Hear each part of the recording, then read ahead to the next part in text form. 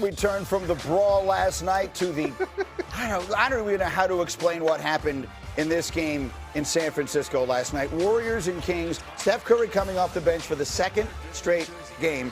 Picked this up late in the first half. Just look at Steph. Plus the foul. Count them for me, please. That's 1, 2, 3. It's a 4-point play. A couple of plays later, Warriors up a dozen. Vinny's going to do it again. Greatest show in the NBA still at 38 years old. It's another 4-point play. He had 14 in the first half. Warriors up 13. But now we got ourselves a game. This is the moment. 3.5 to go in the fourth quarter. Kings trailing by 1. Now they're not. Precious Achiuwa with the bucket. So the Kings have a 1-point lead. I want you to watch the upper right-hand corner of your screen. What you're going to see is Doug McDermott intentionally fouling Seth Curry. This is up 1 point. Another look at it, upper corner of your screen. Now he's committing a foul because God forbid they win this game. Draymond Green is incredibly upset. He's letting everybody know about it. The game continues. McDermott winds up hitting a corner 3, so I don't know which team he's rooting for. Kings are up by 3. Next Warrior possession, Curry from up top. He would score 17. That goes in. He's ridiculous. Game tied at 104. 2 minutes left. It's Curry.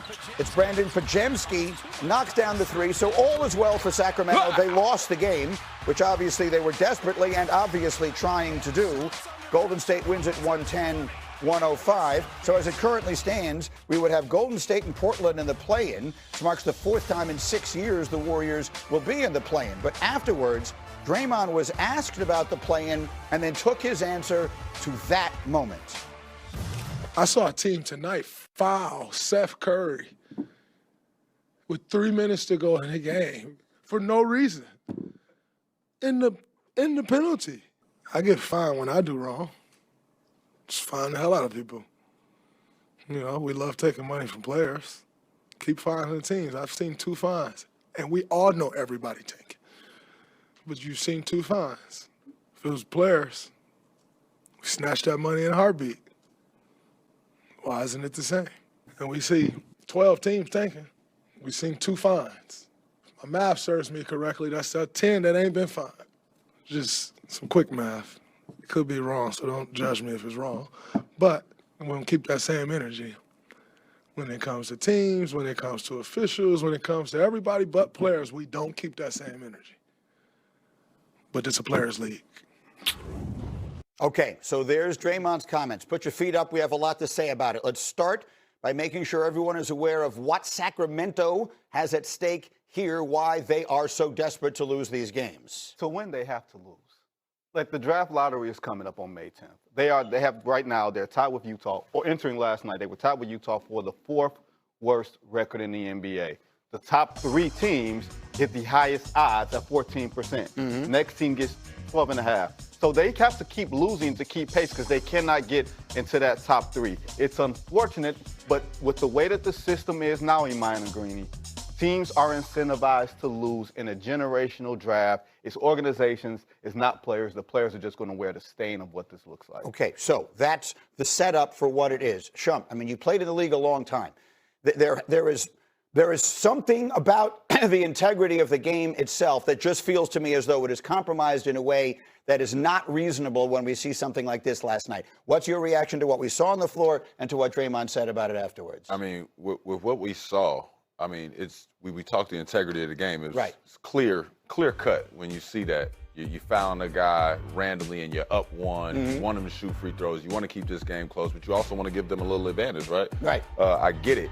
What they're trying to do, like you said, it's a generational draft coming in. It's going to be some guys in here that can help shake up this league. But when you see something like that, if you're a player and you're just playing competitively, you're like, hey, when like you said, whenever we do something wrong, we get fined. Right. They let us know about it. We got to watch it in the media. We got to hear people talk about it. And it's like, this is happening, it's getting talked about, but we're not pointing fingers, putting people's pictures up, and now it's a bunch of comments on their Twitter. It's just like, yep, they're tanking, whatever. Right. And I get him saying that. There's nothing wrong with him saying that, but I can't sit here and look at this draft class and say, I wouldn't tank if there wasn't a penalty. And it's also important to note the Utah Jazz was fined $500,000 in February because they sat Larry Markkinen and Jaren Jackson in the 4th quarters of games that they were clearly winning, and they wound up putting in clearly lesser players on purpose. Like, that's where you talk about integrity of the game. You also have to factor in, we know Las Vegas and how everything is the draft book, the house books, and everything else. That's what makes it more tricky. But the lottery is going to change.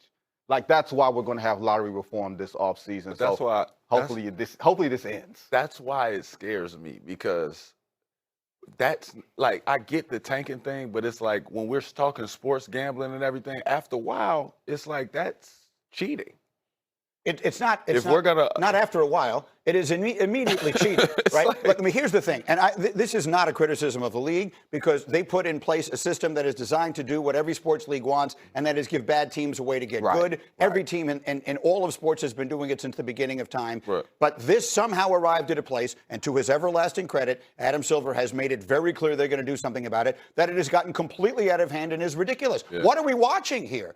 What are we watching when we are watching a team that looks on the floor conflicted over whether they're trying to win or lose a game? There are people who pay money to buy tickets to sit here and watch this. What are we doing? Just watch the upper right hand. There's a team that's leading with 3 minutes left, and they're intentionally committing a foul. I've never seen a team hack a Curry.